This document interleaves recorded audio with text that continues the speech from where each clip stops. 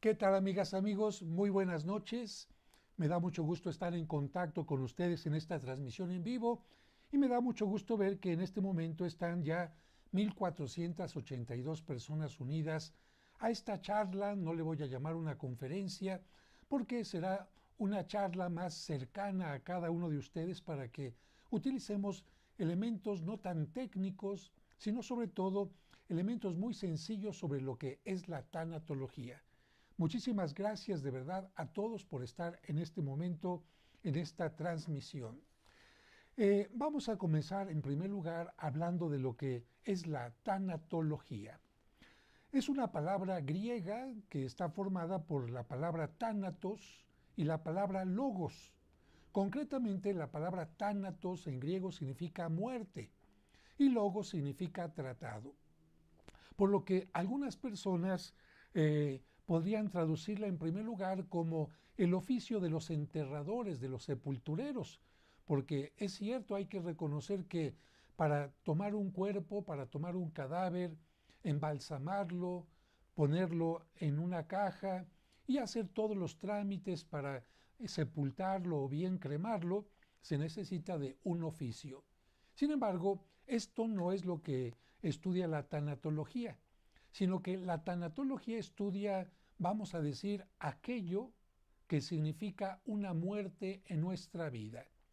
Y una muerte en nuestra vida significa que de repente una etapa que estábamos viviendo se terminó y empieza otra etapa. Por lo tanto, hay que morir a una etapa anterior para iniciar una etapa moderna, y esto evidentemente significa muchos cambios, como por ejemplo el que deja de ser niño.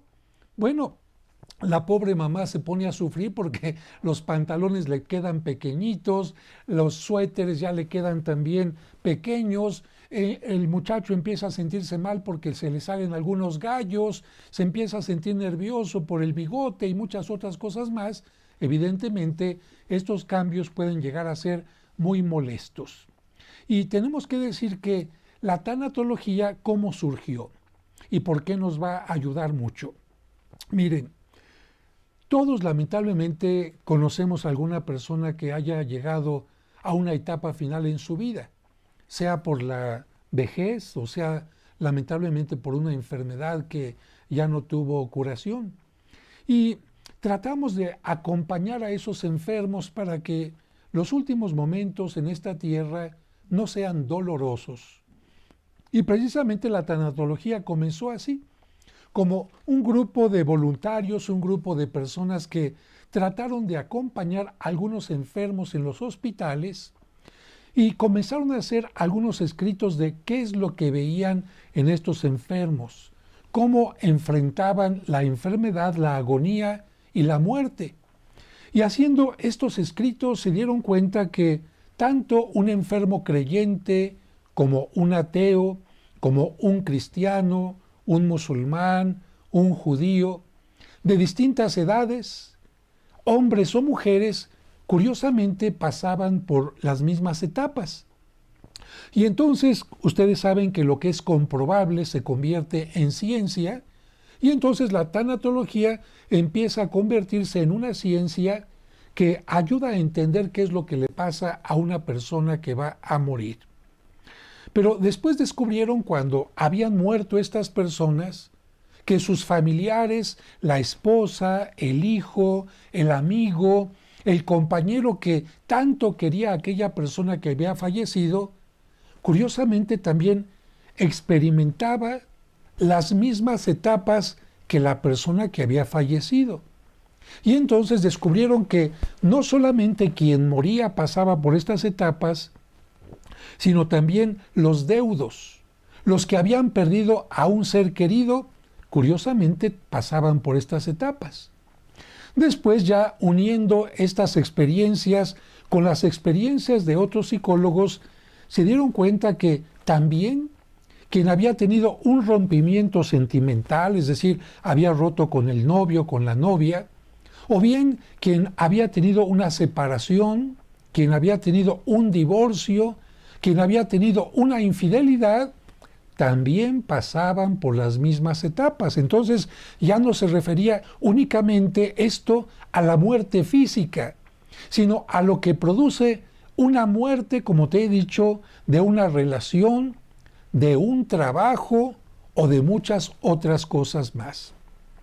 Porque también las mismas etapas las vivía una madre de familia que de repente tiene que vivir el síndrome del nido vacío. ¿Qué es el síndrome del nido vacío?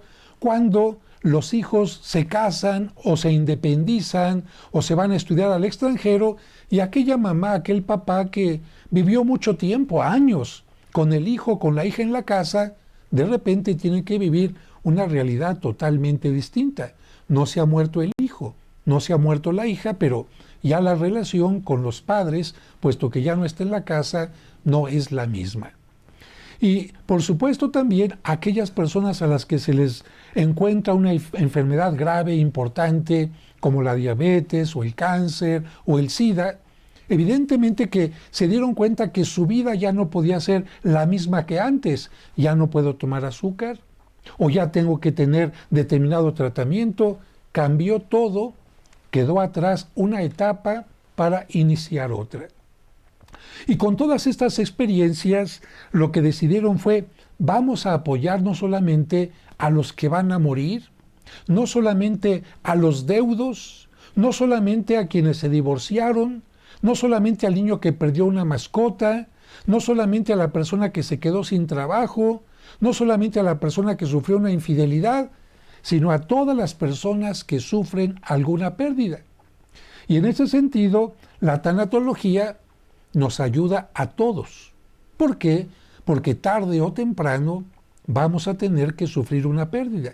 ¿Y por qué lo digo? Pues porque la vida es tan cambiante. Dime qué cosa es estable, qué cosa dura para siempre. Ya lo decía un filósofo, que aunque uno se acercara al río y quisiera lavarse las manos con las aguas del río, con las mismas aguas, no podría, porque esas aguas nunca volverían a pasar. En la vida todo es pasajero y por lo tanto hay que aprender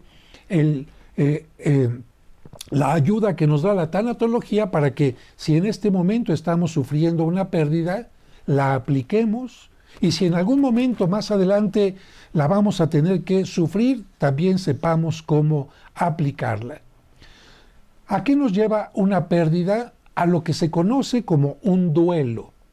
Duelo es el periodo que comienza con una pérdida y termina cuando la persona se puede reincorporar en una forma, vamos a decir, normal, con entusiasmo, con fuerza, con energía, a sus actividades, a la vida que estaba teniendo antes. Es cierto, habrá un cambio importante, pero el duelo termina cuando la persona puede vivir sin aquella pérdida, sin aquello que perdió, de la mejor manera. La tanatología nos habla de algunas etapas que se sufren cuando se tiene el duelo. Y digo, se sufren porque son molestas, no son etapas agradables, nos trastocan nuestra vida cotidiana. Y estas etapas que puedes encontrar generalmente en cualquier libro de tanatología o con cualquier tanatólogo que te pueda ofrecer alguna ayuda, son la negación, la ira, la negociación, la depresión y la aceptación. Sin embargo, aunque estas son las etapas que la mayoría de los tanatólogos observa, yo he visto otras etapas más y por eso quiero irlas desglosando poco a poquito en este curso que vamos a tener y que precisamente para profundizar y acompañarte va a durar varios martes. ¿Por qué nos afectan las pérdidas? Mira, porque en primer lugar nosotros estamos gozando de la vida porque hemos podido conseguir una casa, porque hemos podido conseguir una carrera, porque hemos podido conseguir quizás el sueldo del trabajo, porque a través de mucho esfuerzo hemos logrado tener una pareja estable, porque tenemos amigos estables, porque la salud también la hemos tratado de conservar de alguna manera, y esto nos alegra la vida.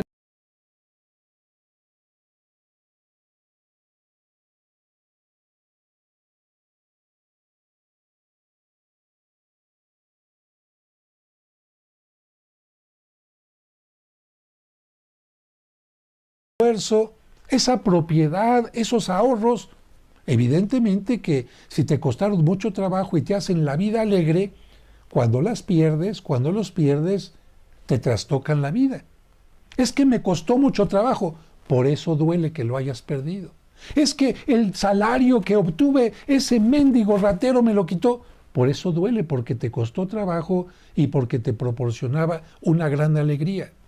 Nadie va a llorar y nadie va a extrañar aquellas cosas que nos fastidian la vida, que nos hacen la vida despreciable, que nos hacen la vida tremenda. Nadie va a extrañar a aquella persona que te ofendía, que te molestaba. No, extrañamos a las personas buenas que se ganaron un lugar en nuestro corazón y aquellos bienes que nos costó trabajo conseguir y que por eso les llamamos valores. Nadie, y discúlpenme porque pongo estos ejemplos, pero queda claro, nadie va a llorar por una cáscara de plátano que va a tirar a la basura. ¿Por qué? Pues porque aquella cáscara cumplió con una función de conservar la fruta, pero nadie va a llorar por esa cáscara, ni nadie va a llorar tampoco cuando va a tirar la basura. ¡Ay, bolsitas de basura! ¿Cómo las voy a extrañar? No, nadie. Vamos a llorar, vamos a extrañar, vamos a sufrir por aquellas personas que eran, y diría yo, que siguen siendo importantes en nuestra vida, y por aquellas cosas, objetos, oportunidades que fueron importantes en la vida. Y quiero decirte que vale la pena llorar por ellas. ¿Cómo no vas a llorar, por ejemplo, por un padre o una madre que se fue? ¿Cómo no vas a llorar por ese hijo que perdiste? ¿Cómo no vas a llorar por un gran amigo? Esto sería totalmente absurdo. Alguien diría, es que los cristianos no deben llorar, y de hecho algunas personas que se llaman de los nuevos cristianos, no los católicos, sino que antiguamente los que se llamaban evangélicos o protestantes, ahora se llaman cristianos, bueno, el nombre no importa, pero algunos de ellos dicen, es que no debes de llorar si eres una persona de fe. Es que no debes de llorar si tú crees en Dios, si crees que tu familiar ya está en la presencia de Dios. Y aquí tendríamos que decir dos cosas totalmente distintas. Mira, el hecho de que mi fe me diga y creo profundamente de que mi familiar está en la presencia de Dios, no significa que mi familiar no vaya a ser extrañado por mí. Yo, por ejemplo, aquí tengo siempre la foto de mis papás que ya fallecieron. Yo sé que ellos, por su testimonio de vida, por su esfuerzo, aunque tuvieron errores como todos los padres de familia, yo sé que ellos están en la presencia de Dios. Pero de repente ya no poder ver a mi mamá, ya no poderle dar un abrazo, ya no poder salir a cenar con ella, ya no poder escuchar su voz, ya no poderle llevar una serenata, un regalo el 10 de mayo, ya no poder compartir con ella la Navidad, etc. Eso por supuesto que me hace llorar. Actualmente ya estoy más tranquilo, pero cuando se dio la pérdida, ¿cómo no iba a llorar por esa madre o por ese padre o por ese Cristian, ese gran amigo que recientemente dejó de estar con nosotros? Claro que lloro. Y también, no solamente en el caso de la muerte. Como te decía hace un momento, imagínate una mamá, y vamos a ponerlo todavía más difícil, una mamá soltera que ha estado viviendo con su hija todo el tiempo y de repente la hija mayor crece y le ofrecen una beca para ir a estudiar en el extranjero.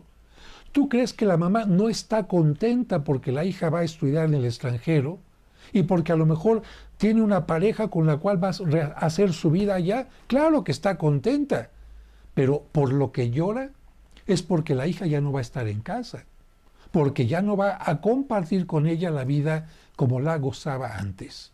Así que es totalmente válido llorar incluso en el caso de la muerte, y aquí vamos a hacer a un lado estas tonterías que de repente surgen a nivel popular. No, comadre, no le llore porque si no, no lo va a dejar descansar. No le llore, compadre, porque si no, su alma se va a quedar aquí en la tierra. No le llore, compadre, porque...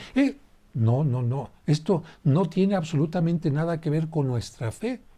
Y te pongo un ejemplo. Cristo, Cristo, el Hijo de Dios, que tiene mucho más fortaleza, mucho más entendimiento, más sabiduría que nosotros, por lo menos lloró en 2 ocasiones.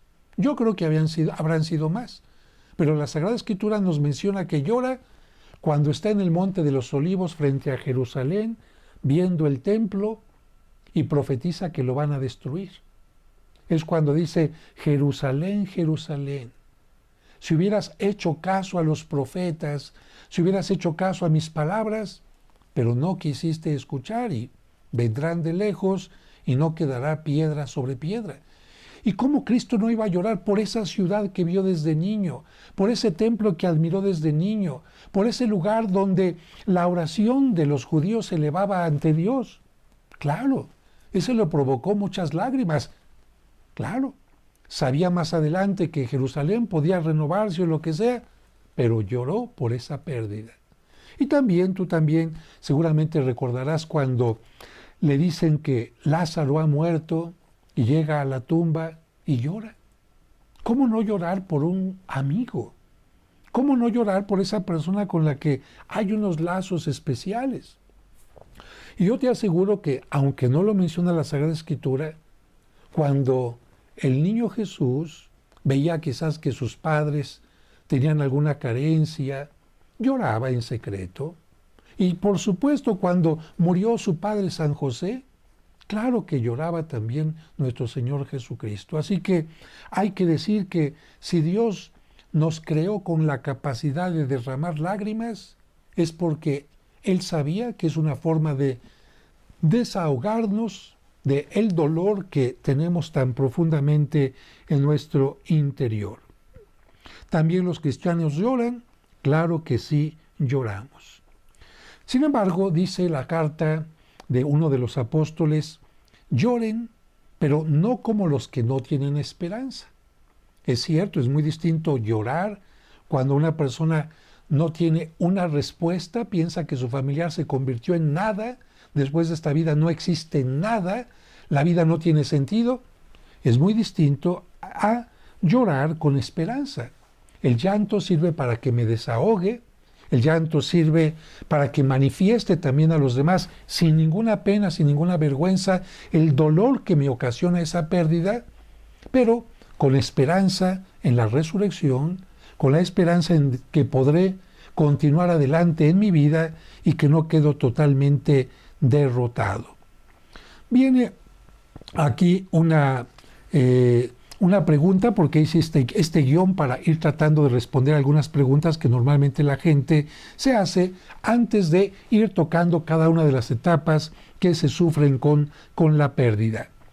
Viene aquí la pregunta: ¿cuándo comienza el duelo y cuándo termina? Bueno, ya hemos dicho que el duelo termina cuando una persona ha transitado por todas las etapas. Y esto quiero que quede muy claro. Porque hay algunas personas que lamentablemente sufrieron una pérdida hace 1 año, 2 años, 3, a lo mejor hasta 5, y más adelante les voy a poner algunos ejemplos, y creen que ya superaron el duelo. No, no porque haya pasado el tiempo se supera el duelo. Es necesario transitar todas las etapas para que el duelo, en una forma psicológica, en una forma espiritual, sane a la persona. Si una persona se queda atrapada en una etapa, no puede continuar su proceso de duelo.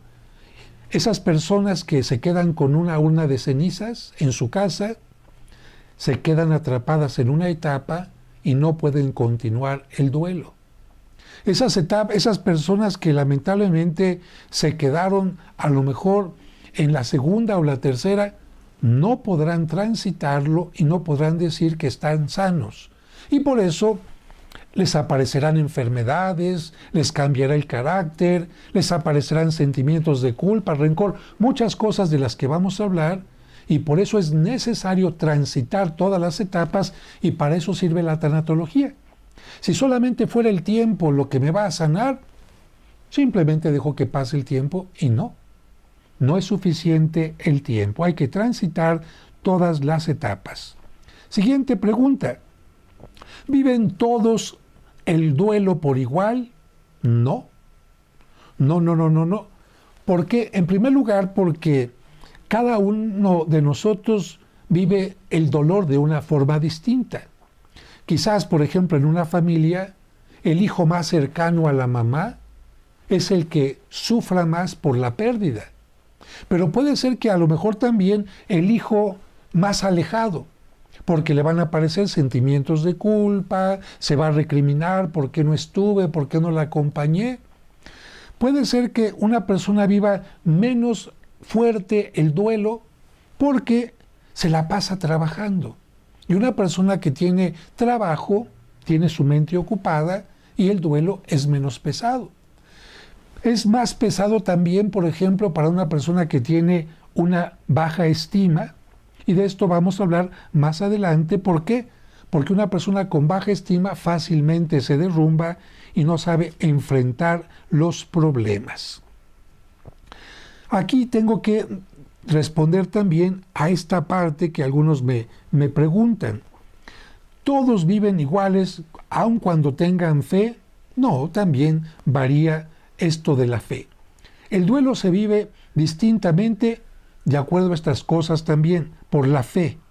Quien no tiene fe, evidentemente que se le hace más difícil llevar el duelo. El que tiene una fe más profunda se toma de la mano de Dios con la oración en comunidad, asistiendo a sus asambleas, ofreciendo la oración, sea judía, musulmana, cristiana, por su difunto. Eso le trae una tranquilidad. Sabiendo que a través de la oración puede comunicarse también con su difunto, eso le trae una gran tranquilidad y no está en cosas como ¿cómo me comunico con mi difunto con una sesión espiritista? Quiero arreglar las cosas que no me dijo, quiero enterarme. La gente que acude a estas sesiones espiritistas, lejos de calmarse, se complica la existencia. Por eso, una fe profunda puede hacer que nuestra pérdida, nuestro duelo, sea más llevadero. Por otra parte, la actividad distrae, como te he mencionado. Tú sabes que no se puede tener dos cosas en la mente a la vez.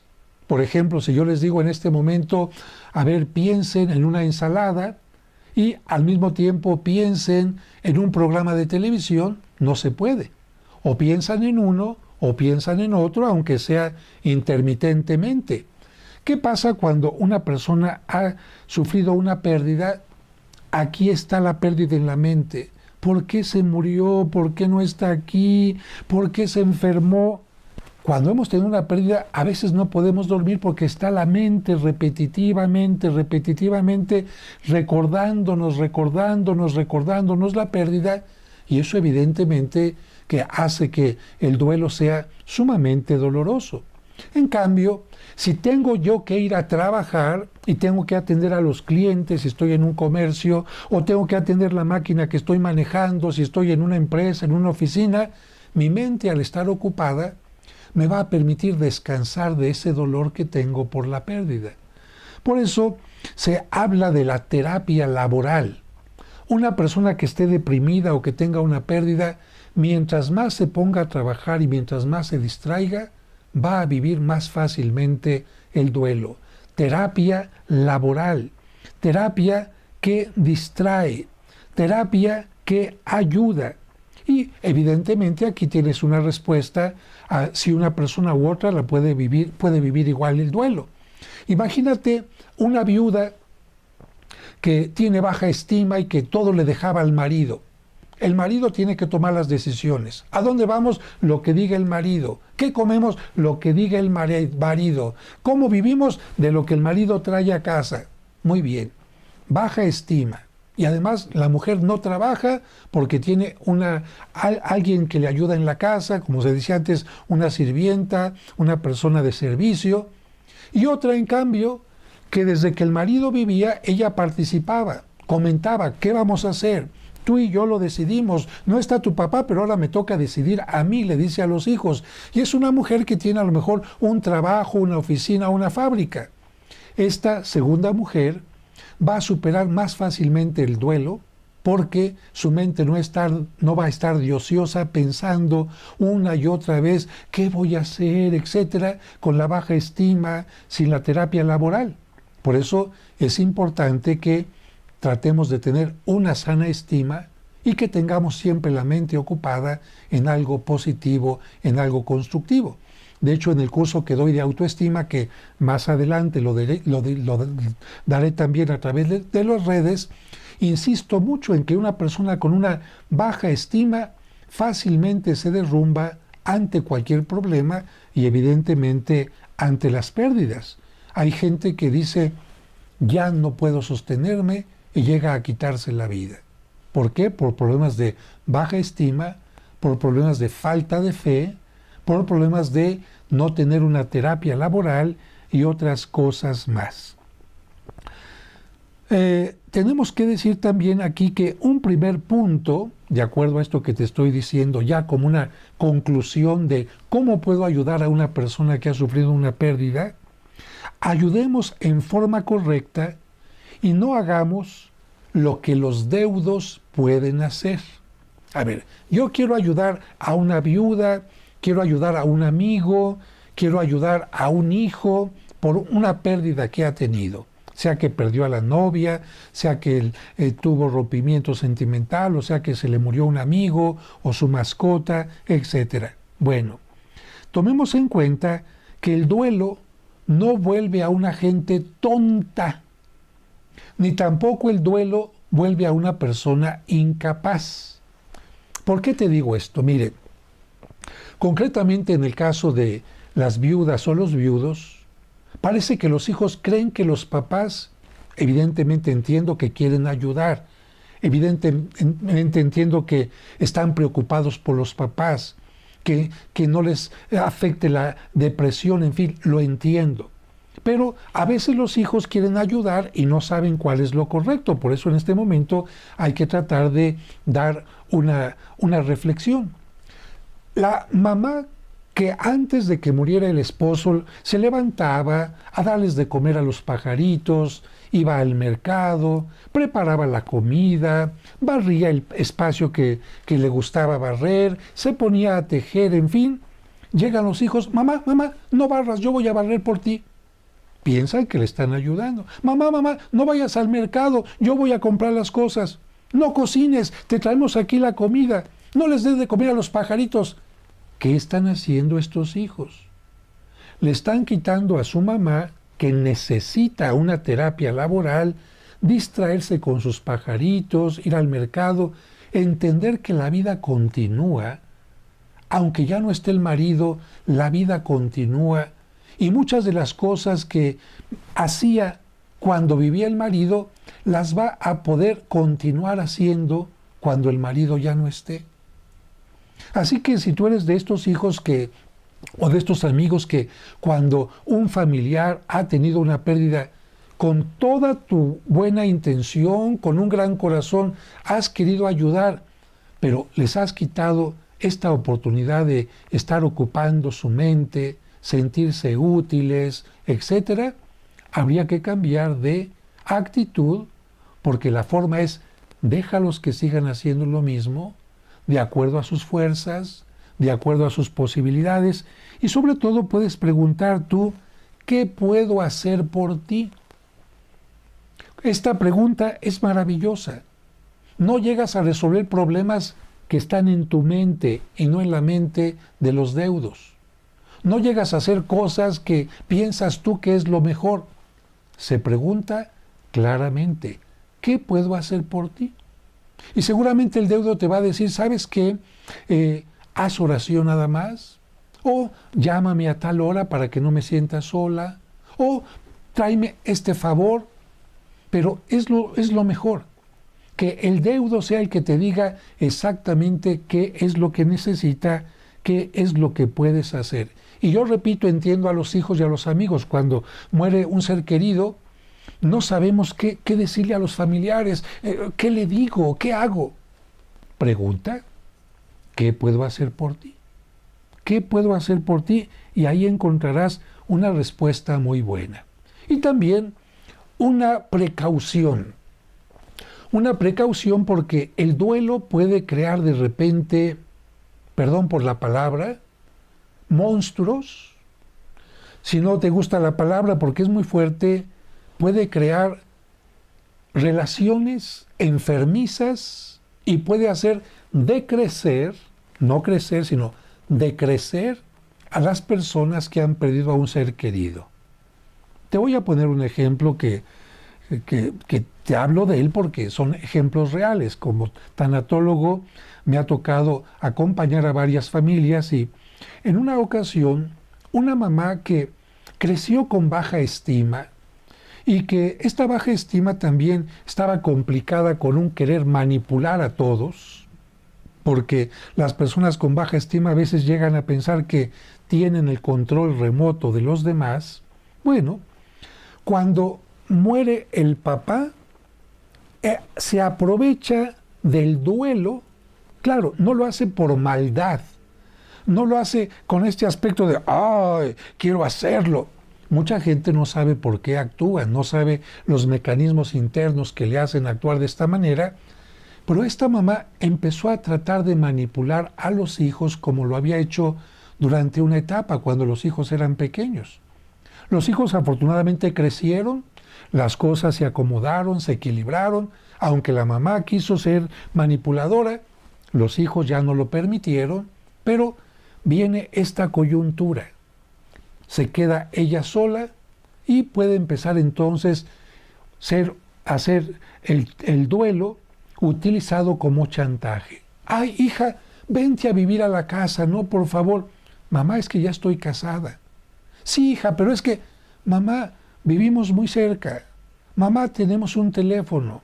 Mamá, hay una persona que está ayudándote en la casa. No, hija, es que por fuerza quiero que estés conmigo. Cuidado si nosotros caemos en este tipo de situaciones, porque alguien puede utilizar el duelo para hacerse la víctima. Es cierto que toda persona que ha sufrido una pérdida sufre, pero una cosa es sufrir y otra cosa es hacerse la víctima para causar lástimas y para manipular a los demás. Y hay personas que ya pasó 1 año y 2 y 3 y 4 y 5 y siguen haciéndose las víctimas, causando lástimas y manipulando gente. ¿Qué le pasó a esta persona en lugar de crecer con el duelo? Porque el duelo siempre nos ayuda a crecer, a ser mejores personas, a valorar más la vida, a tener mayor claridad en nuestras relaciones. ¿Qué les pasa a algunas personas con el duelo? Se hacen víctimas, van degradándose en el sentido de que en lugar de crecer, ser independientes, ser más amorosas, etc., se convierten en un problema para ellas mismas y en un problema también para los demás. Así que esto es solamente una precaución para que no caigamos en hacernos las víctimas, en manipular a los demás, en aprovecharnos de la situación para hacer daño en lugar de hacer que las relaciones sean positivas. ¿Qué puedo hacer por ti? Y algo que seguramente nos dirían quienes han perdido a un ser querido sería: acompáñame después del novenario. Fíjate, ¿por qué te digo esto? A veces los familiares tampoco se atreven a pedir ayuda, sienten un poco de pena. Pero yo te digo esto: cuando acaba de fallecer una persona, todos los amigos, todos los conocidos están generalmente en los rosarios del novenario. Ahí están todos acompañando a los familiares. Muy bien, terminó el novenario.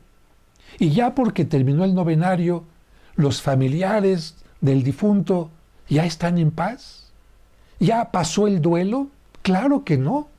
Más aún, es cuando va a empezar la parte más difícil quizás. Porque cuando han estado recibiendo a las personas para el rosario, preparando el café, agradeciendo las cartas de condolencia, etc., han estado con la mente ocupada. Termina el novenario, ya no hay que recibir a los visitantes, ya no hay que hacer los rezos, ya no hay que hacer trámites funerarios, etc., y es cuando la gente se siente sola y se derrumba. ahí es cuando hay que decir, ¿en qué puedo ayudarte? Y en esos días posteriores al novenario, una llamada, un acto de presencia, quizás llevando unas galletitas y gustas, pero si no, sobre todo, llegar, decir, ¿en qué puedo ayudarte? Y esto será muy bueno para los deudos que te lo van a agradecer en todo momento. ¿Para qué me sirve la tanatología? Porque hemos estado analizando qué es lo que pasa cuando hay una pérdida, pero ¿para qué me sirve la tanatología? Te voy a poner un ejemplo. Imagínate que yo voy hacia, ¿qué te diré? A cualquier localidad, a cualquier población. Me subo en mi automóvil, lo enciendo y me dirijo hacia aquella población. Empieza la carretera hacia aquella población y ¿qué crees? En la carretera una gran cantidad de hoyos, de baches, y además no hay ningún letrero que me indique si hay una curva o algo así. Es la primera parte del camino. 1 kilómetro, muy bien. 1,5 kilómetros, 2 kilómetros, y de acuerdo a lo que yo veo, al frente por lo menos otro kilómetro más va a estar así. ¿Qué ocasiona esta experiencia en mí? Que quería ir a aquella localidad, que tenía esperanza de ir, me va a decir, no, mejor me regreso, esto es imposible, no voy a poder salir nunca de este camino, esto es un peligro, me deprimo y me quedo ahí, echando a perder quizás una experiencia maravillosa. ¿Por qué? Porque después del 3er kilómetro ya hay una supercarretera con iluminación, con cafeterías, con señalización, y el lugar a donde iba era maravilloso. Si alguien me hubiera dado un mapa y me hubiera dicho, mire padre, hacia donde va usted es un lugar maravilloso, ¿eh? No se desanime, por favor, solamente le advierto, mire, aquí está el mapa, que va a pasar por esta parte, donde están los baches, donde están los agujeros, donde está esto, pero después de esto, mire, viene esto y esto y esto maravilloso. Bueno, la tanatología es como una especie de mapa que me va a decir, estas son las etapas por las que vas a pasar. Hay unas etapas muy dolorosas, pero esas no son todo el camino. Después de estas etapas vas a llegar a una etapa mejor, y finalmente vas a estar recuperado después del duelo. A eso nos ayuda la tanatología, a saber qué te va a pasar a ti, qué me pasa a mí, qué le pasa a tu hijo, a tu amiga, a tu compañero cuando tenemos una pérdida, y localizar en nuestro propio mapa a ver qué me está pasando. Estoy enojado, estoy en esta etapa. ¿Qué me está pasando? Estoy lleno de rencores, estoy en esta etapa. ¿Qué me está pasando? Estoy dejando de creer en Dios, estoy enojado con Él, estoy en esta etapa. ¿Qué me está pasando? Estoy sintiendo que me falta aire en el pecho, como que estoy en esta etapa. Bueno, precisamente para esto la tanatología nos va a ayudar como si fuera un guía, como si fuera un copiloto, para que tengamos nosotros tranquilidad, no nos desesperemos y podamos llegar a nuestro final. Siguiente punto, y vamos avanzando. Esta charla estoy calculando que dure 1h30, quizás un poco menos, para que vayan quedando claros los puntos. ¿Puedo quitarme el dolor? Quiero no sufrir. Miren, amigos, algunas personas cuando llegan al curso de tanatología que he dado durante más de 14 años ante 1000 personas, llegan diciendo, padre, quíteme el dolor. ¿Cómo quíteme el dolor? No, mira, un duelo no es una aspirina que te va a quitar el dolor de la noche a la mañana, ¿eh? Una persona que se quiera burlar de ti, sí puede decirte, sí te voy a quitar el dolor. Y algunas personas por ahí, incluso brasileñas, creo yo, prometen, pare de sufrir, pare de sufrir. No, con el dolor de las personas no se juega. Como te dije hace un momento, ¿cómo no vas a sufrir porque perdiste a una madre, a un esposo, a un hijo? ¿Cómo no vas a sufrir si te acaban de detectar cáncer?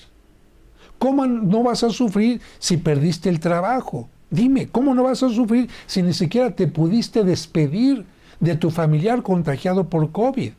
Dime, ¿es esto normal? Claro que no. Si cuando yo me raspo, si cuando tengo una caída, si cuando tengo una fractura, mi cuerpo está hecho por Dios para que me diga, algo no está bien, algo se rompió, algo está dañado, ¡au! ¡Au! Me duele.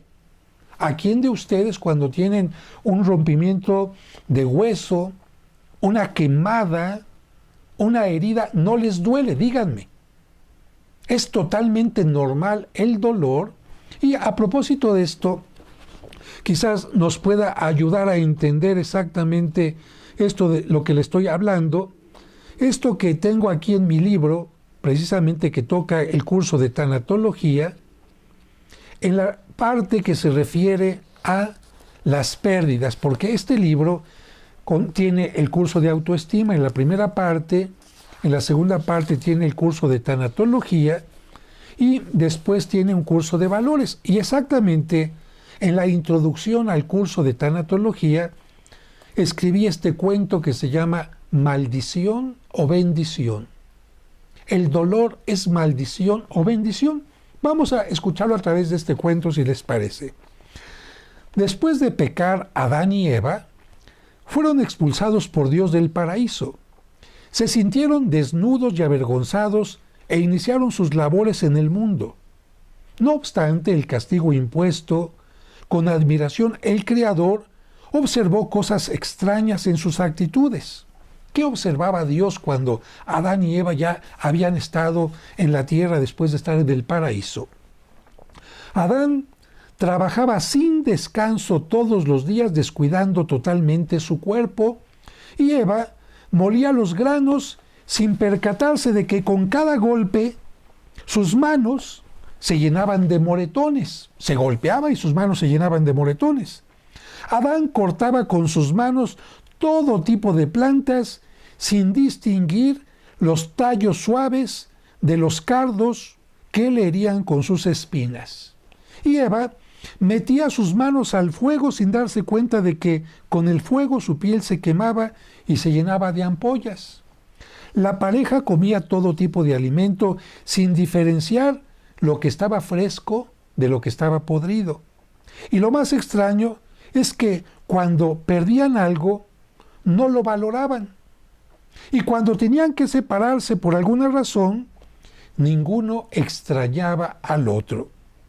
Pero curiosamente tenían siempre la misma sonrisa en su rostro, aunque estuviesen rodeados de peligros. Así que imaginemos la escena: Eva con los dedos quemados, con moretones, Adán con espinas, con comida podrida comiendo, etc. Y cuando tenían que separarse, no sentían nada, ni tristeza, ni nada. Entonces el Creador pensó y dijo: cuando salieron de mis manos el hombre y la mujer, los bendije, les di inteligencia para conocerse y entender las cosas. También les di libertad para que tuvieran la posibilidad de elegir y la voluntad para que, con esfuerzo y dominio de sí, consiguieran cuanto desearan. Sin embargo, ahora cuando los veo por el mundo, es necesario darles una ayuda extra. Al principio pensarán, yo lo sé, que se trata de una maldición o de un nuevo castigo, pero con el paso del tiempo comprenderán lo contrario, pues será una bendición que les permitirá conocer el peligro para cuidarse de éste. Una vez tomada la decisión de otorgarles otro don, por la noche, cuando la pareja dormía, el Creador llamó a sus ángeles para enviarlos a la tierra y les dijo: lleven esto y colóquenlo sobre la cabeza de Adán y Eva. Uno de los ángeles no aguantó la curiosidad y preguntó: ¿qué es? El Creador le dijo: un arma que será transmitida de padres a hijos.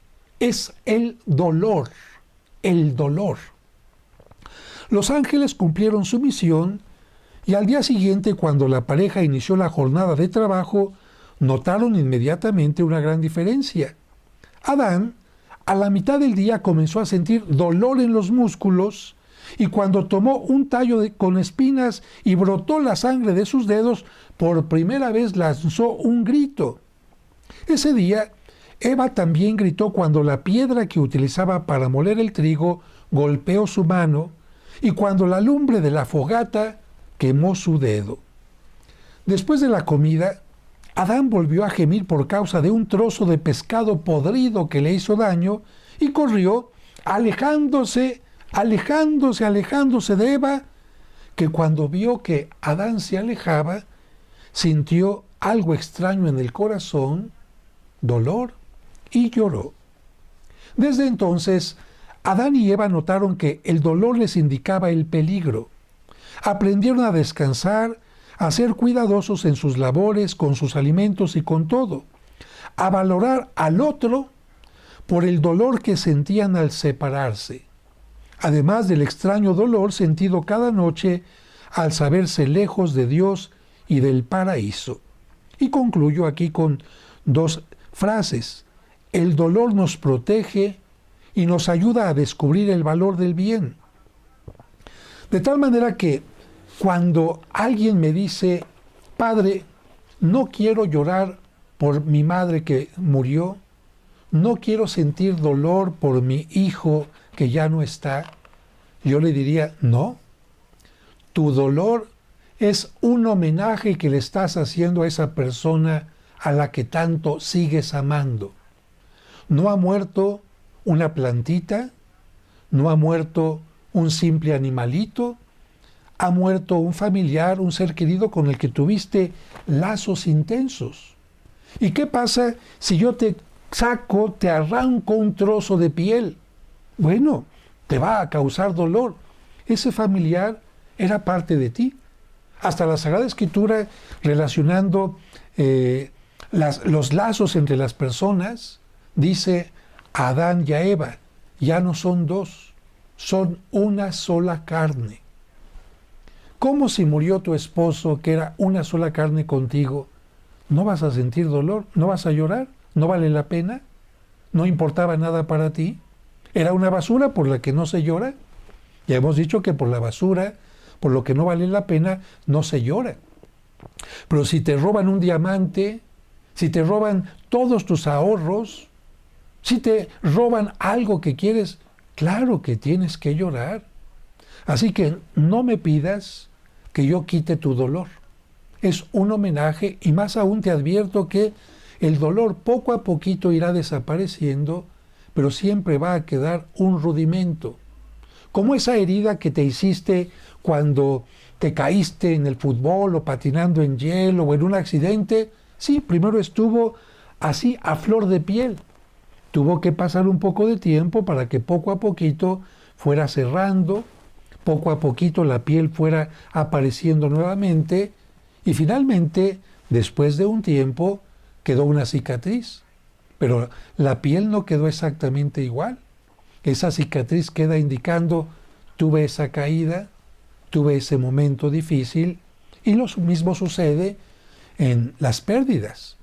Va a ir disminuyendo poco a poco el dolor, va a ir disminuyendo poco a poco el sufrimiento, pero va a quedar para siempre una herida que vas a llevar toda tu vida, pero con orgullo, diciendo, ¿cómo no te voy a seguir recordando, papá, mamá, amigo, amiga? Claro.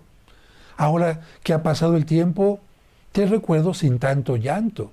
Pero por supuesto que el extrañarte sigue estando siempre presente en mi vida hasta el momento en que podamos volver a vernos. Vamos al punto siguiente. No caigas en automedicamentos ante tu dolor. No caigas en el alcoholismo o en querer dormir todo el tiempo. Te digo esto ¿por qué? Porque especialmente en nuestro tiempo estamos acostumbrados, me duele la cabeza, tómate esto para que se te quite el dolor. Me duele el músculo, tómate esto para que rápidamente se quite el dolor. Quizás los dolores físicos los podemos quitar más o menos fácilmente, y digo más o menos fácilmente porque la medicina ha avanzado mucho en esto. Pero los dolores espirituales, Los dolores espirituales no es fácil quitarlos. Más aún, no existe un dolorómetro. Un dolorómetro. Existe un termómetro para tomar la temperatura, ¿no? Pero dime tú que me estás viendo en este momento, que me estás escuchando, por ejemplo, Daniel Cáliz, Aurora Castellanos, que dice que murió su papá, Ruth Rodríguez, también Luli Hernández, Patricia Ibarra, Beatriz Aguilar, Andrés Sánchez, Laura Romer, Conrada García Verdejo, Verónica López, Tania Cruz, padre esto, padre aquello. Díganme ustedes, ¿cuál es el dolor más grande que puede tener alguien? Alguien perdió a su bebé en el vientre. ¿Duele más que haberlo perdido a un hijo a los 12 años? ¿Duele más que haya muerto de muerte natural o que te lo hayan secuestrado y te lo hayan matado? ¿Duele eso más o duele más que a tu hija la hayan violado y le hayan quitado la vida? ¿O duele más que tu pareja se haya quitado la vida aventándose al metro? ¿O duele más que te hayan dicho a ti que tienes cáncer? ¿O duele más que hayas perdido, no sé? ¿Saben cuál es el dolor más grande? Yo tengo la certeza de cuál es el dolor más grande. ¿Y saben cuál es? El dolor de cada uno de ustedes. El dolor que cada uno de ustedes experimenta, ese es el dolor más grande que se puede tener. De tal manera que yo entiendo que cuando te duele la cabeza, te duele el brazo, vas y buscas un analgésico. Muy bien. Entiende que estos dolores por las pérdidas tan fuertes, tan dolorosas, no se quitan con un analgésico. Quizás te pueda ayudar un té que te ayude a relajarte para que duermas un poquito. Ya he dicho también la terapia laboral. Pero no caigas, por muy grande que sea tu dolor, en automedicarte tomando cosas que te mantengan atarantado o dormido. Eso es parte de la primera etapa que vamos a ver en un momento, que es la negación. No por estar dormido significa que, no por estar dormido significa que la pérdida va a desaparecer. Como los niños chiquitos. Yo me acuerdo que tenía un sobrinito que cuando le decían, escóndete, ¿saben lo que hacía este pequeñito? Cerraba los ojos. Yo creo que él pensaba que al no ver a nadie, ya nadie lo veía a él. Y esto a veces pensamos, que al emborracharme, la pérdida, ya me voy a olvidar de ella. No, vas a estar sobrio otra vez y la pérdida la vas a volver a tener aquí. ¡Me drogo! No, vas a volver a estar sobrio y la pérdida va a seguir aquí.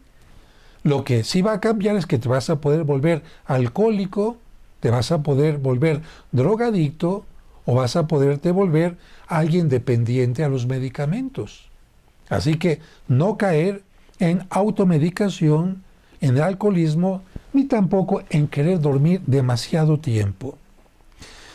Vamos ahora sí ya a la primera etapa del duelo. Y bueno, aquí algunas personas me preguntan que cómo pueden ayudar en la transmisión. Bueno, mi interés no es el económico, ustedes lo saben, pero si quieren ayudar, en el chat hay un signo de pesos en esta parte de abajo. No sé si todos, como yo no soy experto en esto, no sé si en las computadoras les aparezcan, pero en el teléfono que me están prestando sí aparece aquí. Se le pica al parecer aquí en este signo de pesos y ahí tiene la oportunidad de que puedan donar desde 10 pesos en moneda nacional o en otras monedas de otras partes. Aparece evidentemente en la parte de abajo donde dice chatear públicamente ahí, y ahí ustedes con su tarjeta pueden donar. Pero bueno, eso no es lo más importante para mí, lo más importante es apoyarles. Bien, miren, el dolor es tan fuerte en el ser humano que tenemos un mecanismo psicológico que es maravilloso. Es que Dios cuando nos hizo, o los que no sean creyentes, la naturaleza cuando los hizo, Los hizo y nos hizo tan perfectos que incluso nos hizo capaces de soportar algunos dolores que de otra manera no soportaríamos. Les comparto esta historia de una persona de Querétaro que venía a la Ciudad de México y lamentablemente en un momento otro autobús, o mejor dicho, un autobús salió de su carril, iba a chocar de frente con ellos y esta persona dio el volantazo y por hacer este movimiento salió de la carretera y dio 3 vueltas o 4 y de repente se encontró ya él fuera de la carretera, las puertas del automóvil se abrieron, salió su esposa volando, su hijo también, estaban inconscientes. Cuando él reaccionó, él no salió porque se quedó aferrado del volante, pero cuando reaccionó, al ver a su esposa y a su hijo, lo primero que pensó es, necesito pedir ayuda. Sintió un dolor enorme, sintió un dolor enorme, pero aún así salió del auto, caminó lo poquito que tuvo que caminar para llegar a la carretera, se detuvo y en el momento en que un auto pasó y se detuvo y dijo, necesito ayuda, en ese momento se desmayó. Bien, fíjense, cuando ya llegó al hospital se dieron cuenta que tenía fracturas muy delicadas. Sin embargo, ¿qué es lo que le hizo poder salir, pedir ayuda? Una capacidad increíble. La necesidad de pedir ayuda, la necesidad de resolver un problema que en ese momento era importantísimo. Muy bien. Los tanatólogos más importantes que hay en esta área nos dicen que cuando tenemos una pérdida entramos en un shock que nos hace enfrentar la realidad y de otra manera no la podríamos enfrentar. Para que la gente entienda, yo le digo que un shock es como una burbuja que nos protege de lo que estamos sufriendo en ese momento y nos hace actuar casi como si fuéramos robots. O yo diría también, para que me entiendas, si no me entiendes bien, ante un problema grave que estás viviendo, una pérdida, haz de cuenta que tu psicología, se aparece aquí tu señora psicología de la mente y te pone paz, una inyección de anestesia. ¿Para qué? Para que no sientas el dolor y puedas resolver el problema que en este momento tienes que resolver. Te pongo un ejemplo. Siempre cuento historias reales porque me ha tocado que las cuente alguien que las ha vivido. Una madre de familia que está en su casa preparando la comida, su hijo le pidió permiso para salir a jugar con la bicicleta, un hijo adolescente, y bueno, ya está en su casa haciendo las cosas y de repente tocan y le dicen, señora, doña Lupita, venga porque acaban de atropellar a su hijo. Bueno, la madre sale corriendo, no puede ser, mi hijo siempre tiene cuidado, él no anda en la calle así nada más, él juega en el parque, no creo, no es mi hijo. Bueno, cuando llegan al lugar y ve que el hijo está debajo del automóvil, tiene que empezar a aceptar la realidad porque ve los tenis, ve el pantalón, ve parte de la playera y es la ropa de su hijo. Se agacha, ella piensa todavía, su mente dice, no, que no sea, no. Fíjate, ya ahí esta mujer se está negando al dolor que se viene presentando. No. Y fíjate cómo surgen estas palabras que te estoy diciendo cuando alguien está viviendo una pérdida. Está muriendo alguien en el hospital. No. Le acaban de decir a alguien tiene cáncer. No es cierto, doctor. No, este expediente no es mío. Fíjate. O bien, alguien le está diciendo a su pareja, creo que nuestra relación ya no funciona, tenemos que terminar. No. ¿Ves? Estamos en la primera etapa, negación con shock. Shock y negación. Pero la negación todavía vamos a esperar un poquito, vamos a quedarnos con el shock. ¿Qué pasa con esta mujer? Se agacha, ve el cuerpo de su hijo, se desploma, llora, aparecen las primeras emociones que no las puede retener. Hablaremos más adelante de las emociones, pero imagina la escena, no las puede retener y sin embargo, de repente, después de llorar y que la levantan, tienen que tomar los datos de lo que pasó, en fin, esta mujer de repente parece que se convierte en un robot. Regresa a la casa y algunos dicen, ¿qué le pasa? Está como robot, está como perdida, está como dormida. ¿Qué es lo que tiene que hacer esta mujer? Mira, ¿por qué su psicología le está poniendo esta anestesia?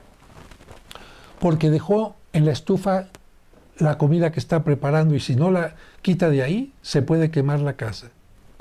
Tiene que llamarle al papá para decirle qué es lo que pasó. Tiene que llamarle a los hermanos. Tiene que ver quién se va a encargar de acompañar el cuerpo a la delegación o al ministerio a donde lo van a llevar. Tiene que buscar cómo va a conseguir dinero para la funeraria. Tiene que ver dónde tiene que poner la denuncia, quién la va a acompañar. Tiene que hacer una gran cantidad de cosas que, en este caso, funcionan no tanto como terapia laboral, sino como algo que tengo que resolver en este momento. Por lo tanto, tengo un dolor, pero al mismo tiempo tengo una gran preocupación de muchas cosas y entonces actúo como si estuviera zombie. Esto se los comento porque en muchas ocasiones asistimos a un funeral y en el funeral, en la agencia funeraria, vemos que los familiares están como si nada hubiera pasado. Y alguna gente hasta llega a decir, yo creo que no quería a su pareja, yo creo que no quería a su hijo. O alguien dice, uy, cuánta resignación, no la hemos visto llorar. No. Lo que pasa es que la persona está como en un shock, en una burbuja de algo irreal y está actuando casi automáticamente para resolver los problemas. Y esta burbuja, como te mencionaba hace un momento, puede funcionar especialmente durante los primeros 9 días o los primeros días en los que se arregla dónde lo van a sepultar, cómo va a ser la lápida, hay que ir a ver lo del seguro, hay que ir a ver lo del trabajo, quién se va a encargar de sus niños, quién va a hacer esto, una gran cantidad de cosas. Mientras la persona está así, parece que todo está tranquilo en su vida.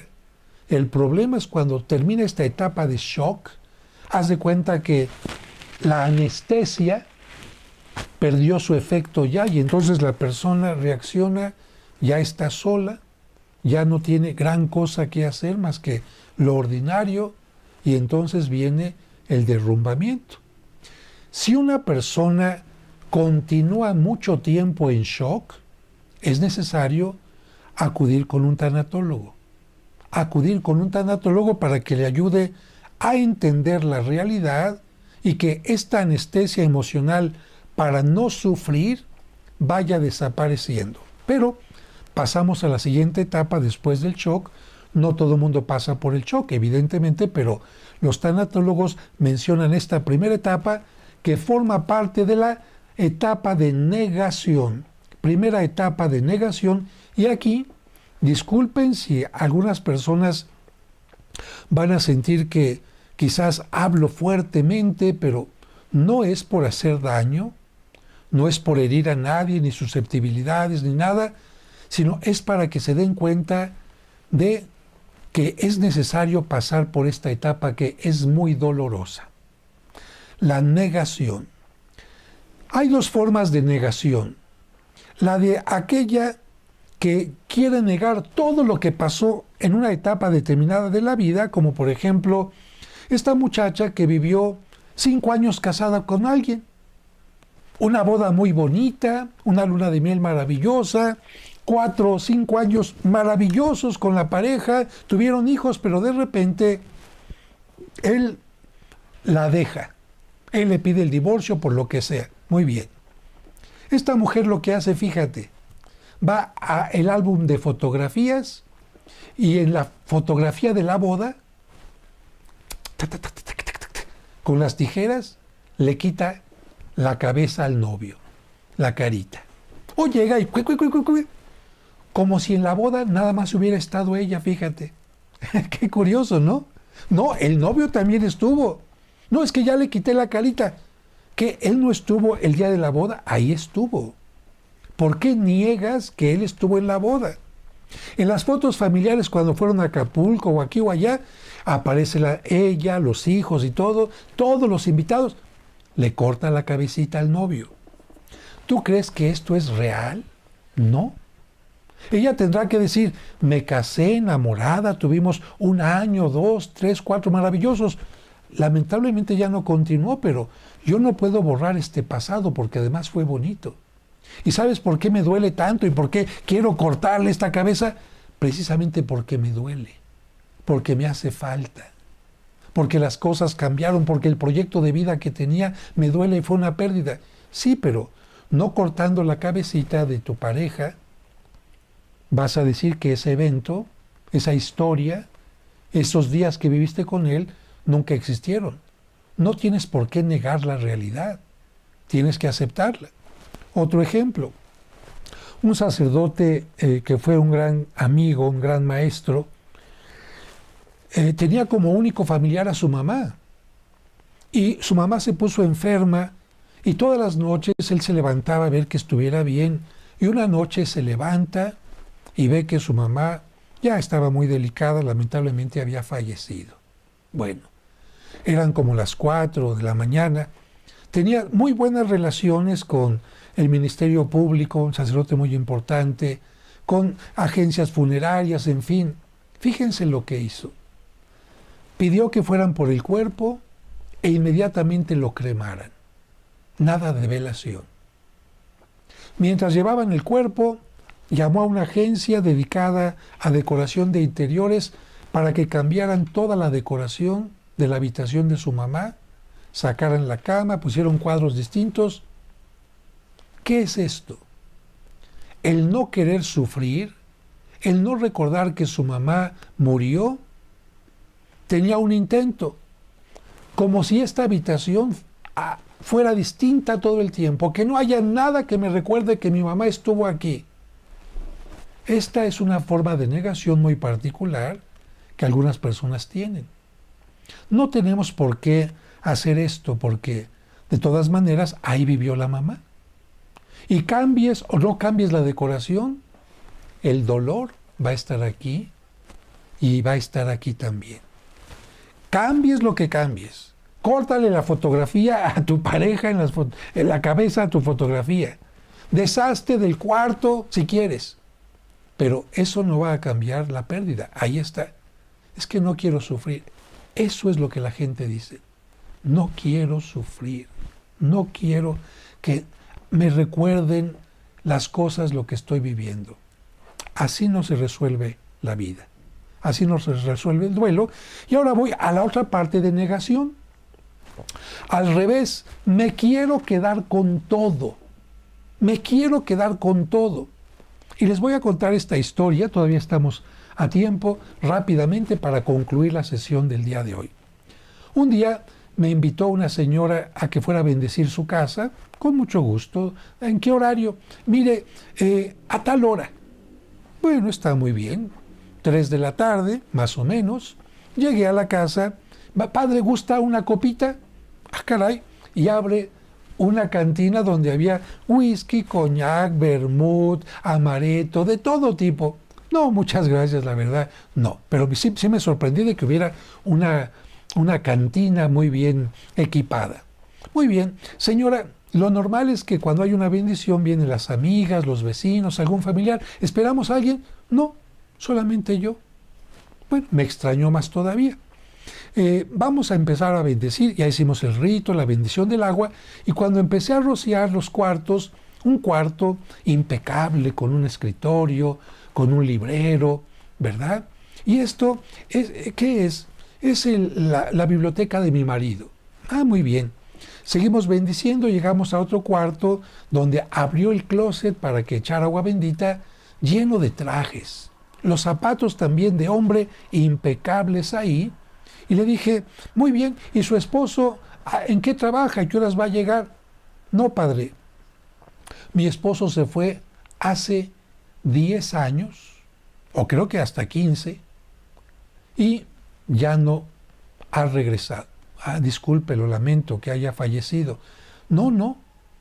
Un día me habló por teléfono para decirme que ya tenía otra pareja, que no iba a regresar y que no lo buscara porque él no me iba a volver a buscar. ¡Ay, qué fuerte! Eso evidentemente es muy doloroso, pero aquí yo tuve que enfrentarla también en su duelo. Señora, si hace tiempo se fue su marido, tanto tiempo, ¿por qué los trajes están impecables y los zapatos? Es que los mando a la tintorería de vez en cuando. Ah, caray. Y los zapatos también me pongo a... Ah, caray. Señora, una pregunta. ¿Usted sale frecuentemente de su casa? No. Me levanto, hago todo lo que tengo que hacer para que esté limpia la casa, voy si acaso al mercado una vez a la semana y me regreso inmediatamente para estar aquí. Mire, señora, quizás no tenga yo razón, pero le quiero hacer otra pregunta. ¿Tiene amigas aquí del edificio? No, casi no salgo. Muy bien. Yo podría decirle que a lo mejor usted no sale, ¿sabe por qué? ¿Y sabe por qué están estos trajes aquí y estos zapatos? Porque usted no ha aceptado que su esposo se fue. Porque usted no ha aceptado que su esposo ya no la quiere. Porque usted no ha aceptado que esta etapa ya terminó. Eso se llama negación. No, no, sí, yo lo acepto. Mire, señora, usted en el fondo sale y regresa rápido a la casa porque está esperando que le llame por teléfono o que llegue a la puerta y le diga, ya regresé. Y se sentiría muy mal si él regresara y usted no estuviera ahí para abrirle la puerta. Señora, una pregunta. Si de verdad él regresara después de 10, 15 años, ¿usted le abriría la puerta y le permitiera entrar? Sabiendo que ha estado con otra mujer y a lo mejor hasta tiene hijos y todo, ¿usted permitiría que volviera a ser parte de su vida después de lo que le hizo? No, no, no. Tendrá que aceptar una realidad. Y esa realidad comienza aceptando que esos trajes ya no se los va a volver a poner nunca, porque aunque regresara, ya están pasados de moda, a lo mejor ya ni le quedan. No, no, me voy a deshacer de los trajes, padre. Y de todo esto, sí, no, sí, ya entendí, padre, voy a aceptar la pérdida. Muy bien. Pasaron algunos días, yo le llamé por teléfono, no se había deshecho de las cosas, yo le dije, mire, mientras tenga eso ahí, significa que está usted negando la realidad. Si ya no va a utilizar esos trajes, esto, aquello, ¿qué sentido tiene que los tenga ahí? Finalmente, después de 2 semanas, me habló y me comentó, padre, mire, empecé a sacar un traje. Es que con este fuimos a una fiesta. Es que con este salimos a tal lugar. Es que este yo se le regalé el día de... Sí, señora, cada objeto evidentemente nos puede traer recuerdos. Pero no porque guarde esos trajes significa que su esposo va a regresar. Los recuerdos ahí están. El pasado que vivió ahí está. Pero porque estén ahí estas cosas, su esposo no va a regresar, ni el dolor tampoco se va a ir. Padre, le confieso que me dijo después, días después, empezó a sacar las cosas y mientras las iba sacando, iba teniendo una gran tristeza, un gran dolor, porque cada cosa iba removiendo momentos, sentimientos, y después me dijo, padre, le voy a confesar algo que fue tanto mi coraje al ver todos aquellos trajes en el piso y darme cuenta que había sido una tonta por esperarlo, una tonta por no darme cuenta de lo que me había hecho, que me dio tanto coraje, que fui por unas tijeras y empecé a destrozar todo. Y me dijo una cosa que me causó mucha tristeza, pero que es parte de... Dice, y me oriné encima de toda aquella ropa. Pero después de ese momento vino un llanto que no pude calmar. Y le dije, señora, la felicito porque usted pasó la primera etapa y está iniciando la segunda. Cuando uno ya no puede negar la realidad, no estoy enfermo de cáncer, no me ha abandonado, no hubo una ruptura, no se murió. cuando ya no podemos negar las cosas que son como una anestesia, la negación, aparece el dolor. Y el dolor no nos gusta, pero aparecen las emociones que Dios ha puesto para que salgan y nos vayan purificando de todo ese dolor tan inmenso que tenemos. Y la emoción no es únicamente, y de esto lo vamos a tratar en la próxima sesión, la emoción no es únicamente la tristeza. La emoción por estas pérdidas es el enojo, el resentimiento, la ira, la impotencia y muchas cosas más.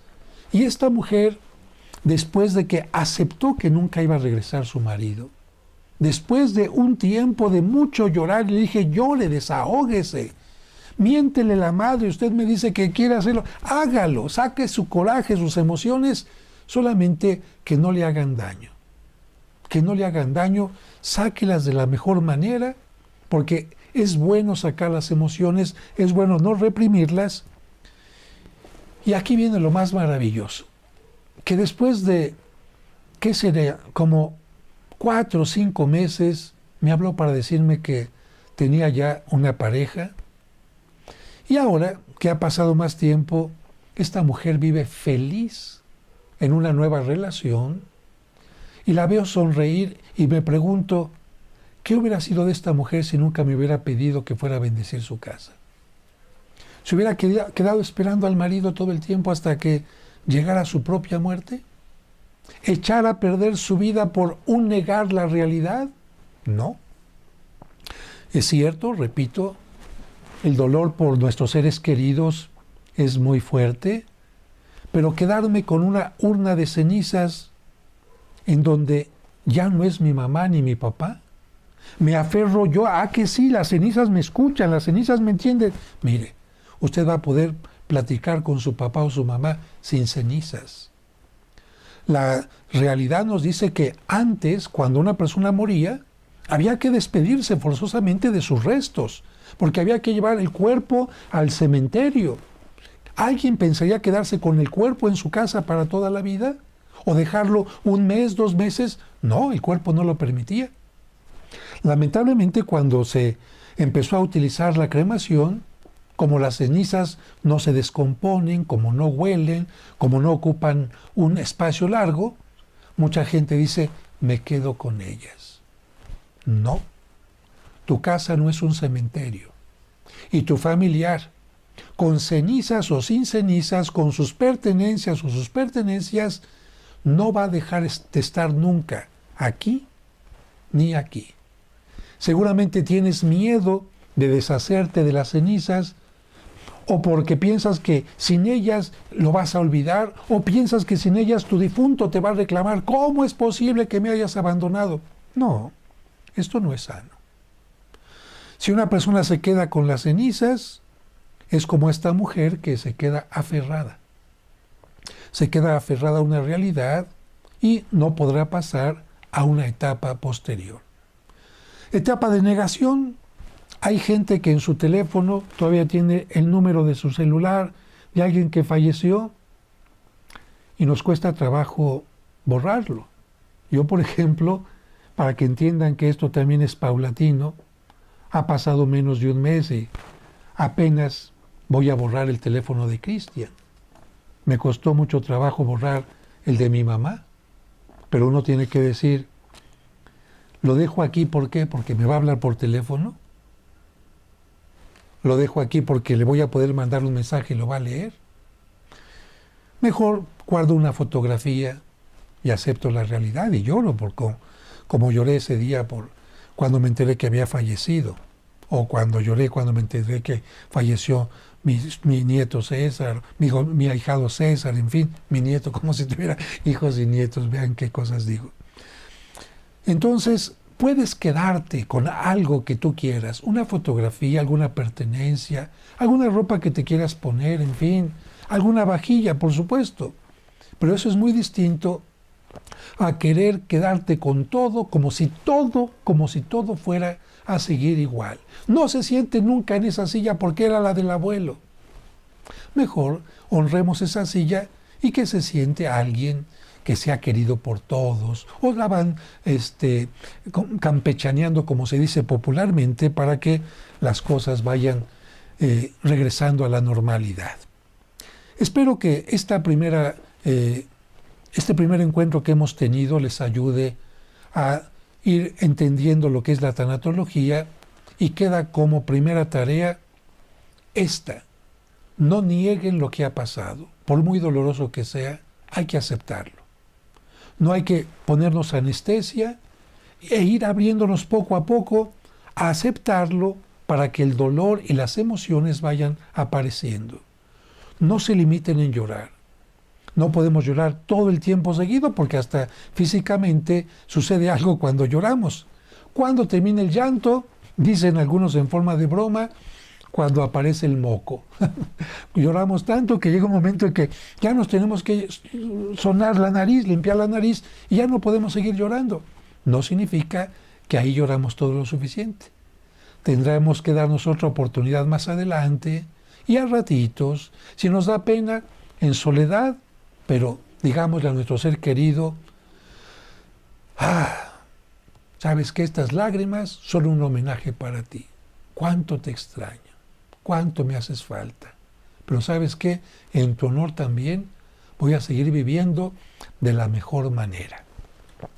Gracias a todos, 5,064 personas, y este video va a quedar también para todos. Gracias Lupita Castro, gracias Ismael, Juliana, María de Anda, Vicky Muñoz, no puedo leer a todos.